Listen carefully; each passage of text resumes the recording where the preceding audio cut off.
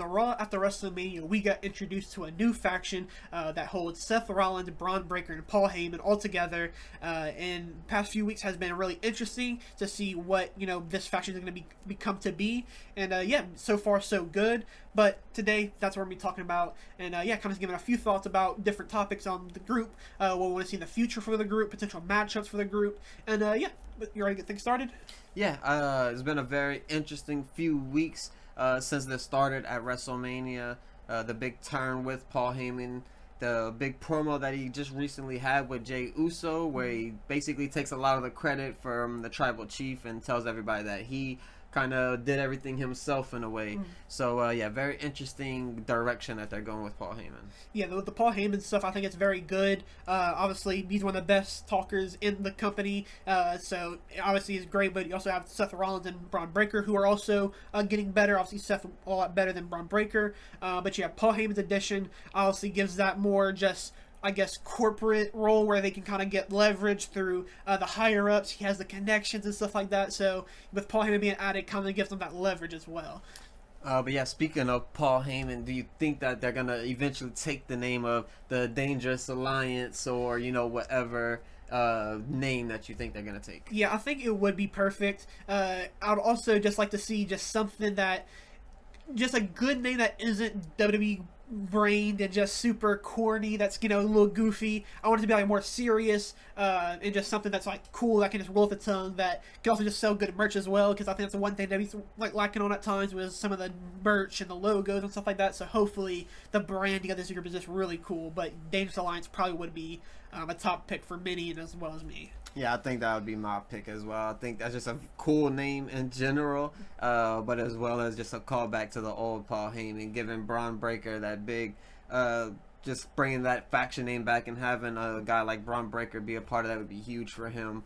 Of course, with the Steiners and everything, they know a lot about Paul Heyman's past, and know they wrestled some of his members before and all that in the WWE, WCW, wherever it may be.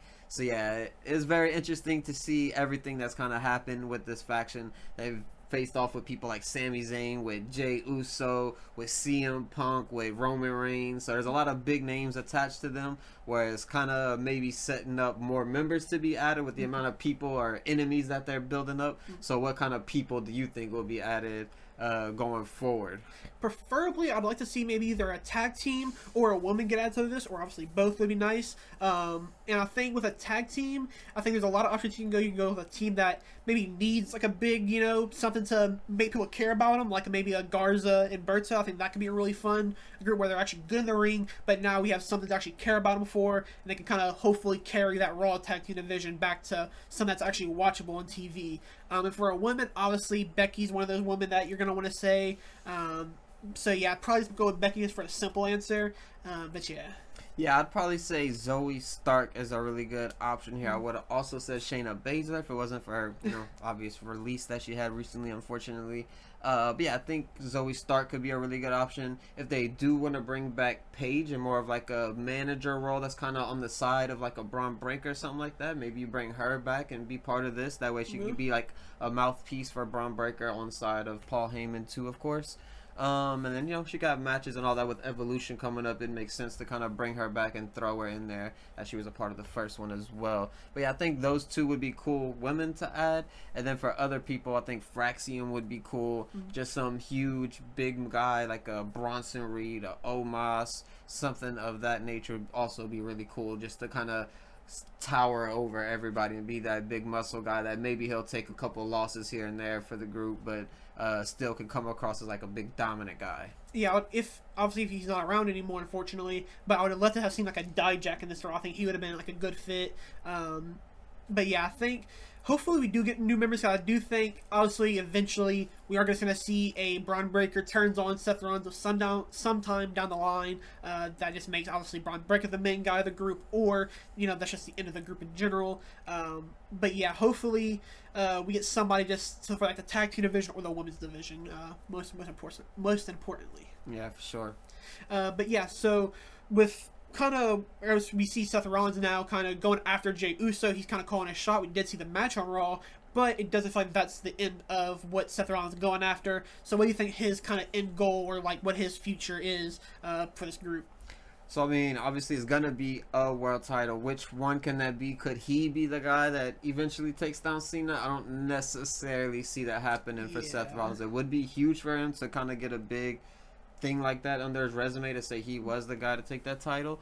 But I don't necessarily see that being the case. It'll likely end up being a Cody Rhodes or CM Punk or whatever it may be, but not Seth Rollins. So, that kind of leads him in the direction of Jey Uso, obviously. But I don't think he will be the one to take it off Jey Uso. I think it'll probably be someone else who then will maybe transition to Seth, but I just don't know who that middle person is to transition it. Yeah, maybe if, depending on how they want to go with this faction, maybe have Braun Breaker. Maybe Seth has his match now, but now Braun Breaker somehow gets an opportunity, and since Braun Breaker obviously already beat him but also lost to him, maybe it's kind of like a the settling match between the two, and Braun Breaker comes out with the win, and maybe he's the new world champion. So now you have Seth kind of like, that's supposed to be my belt, but now my younger guy got it, so now what do I do? So you can kind of create some type of tension that can go into a SummerSlam match if you want to end it early, but they probably will drag us out for probably about, at least for the end of the year, I can imagine, and probably into next Mania if I had to guess. I know people would hate this, but what if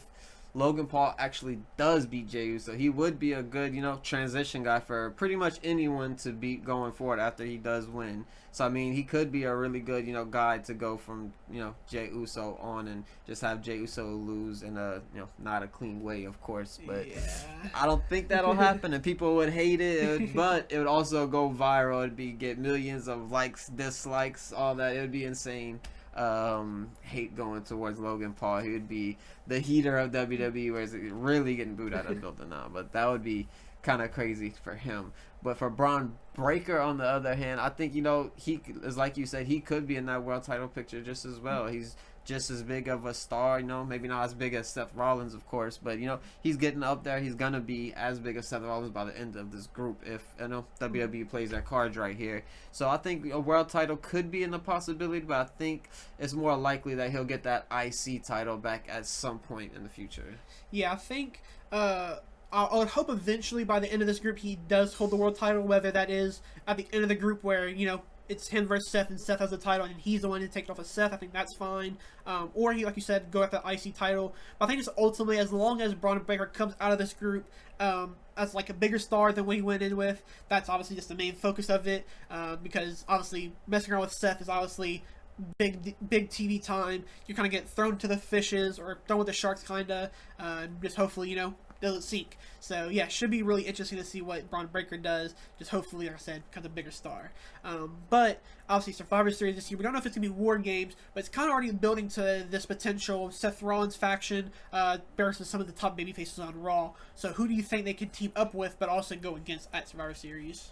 Yeah, so obviously they only have two people technically as of right now that are wrestlers. Paul Heyman's not going to be in the Survivor Series match. But yeah, we have Braun Breaker and we have Seth Rollins. We have seen them go against the likes of people like Sami Zayn, like a Jey Uso, like a Roman Reigns, and a CM Punk. So that's already 4 people. There's people that you could add to their side, as we mentioned earlier, people who we think could be added.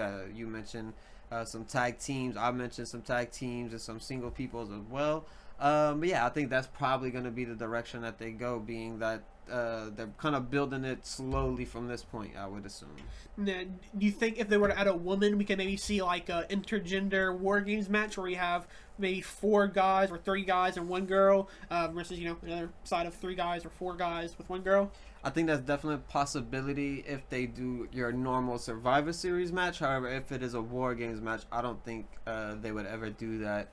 Because, obviously if it's a Survivor Series match, they could do the role where if the women's tagged in, then the other woman has to come in, yada, yada. But, yeah, I don't think they'll actually do a full intergender where men are fighting women at a Survivor Series match in general. No. But to kind of wrap things up, what do you think is like the peak of this group? Where do you think it's going to be like an all-time group? Further down the line, obviously it's kind of really hard to tell. We're only like 2-3 weeks in, so kind of an early prediction. But do you think it's going to be an all-time group in WWE? No, I don't think this will be a group that really lasts a very long time. I could see it maybe lasting, a year at this point or something like that. But yeah, I think the peak of this group will probably be somewhere around the end of this year, likely, where we'll see all of them with belts, and maybe we'll see Braun Breaker with a title, we'll see Seth with a title, some part of the tag team champions, maybe a women's champion on there, and I think that'll probably be the peak where they all have the goal. We've seen that a lot in factions, where even with Evolution, we've seen that with AEW groups as well. So it's very cool to see that. Just a very good look to the group, just like the Judgment they had at different times of their Judgment Day career as well. So I think that's probably going to be their peak, just all of them having belts and just kind of just looking nice and being those top guys for a while on your every weekly show.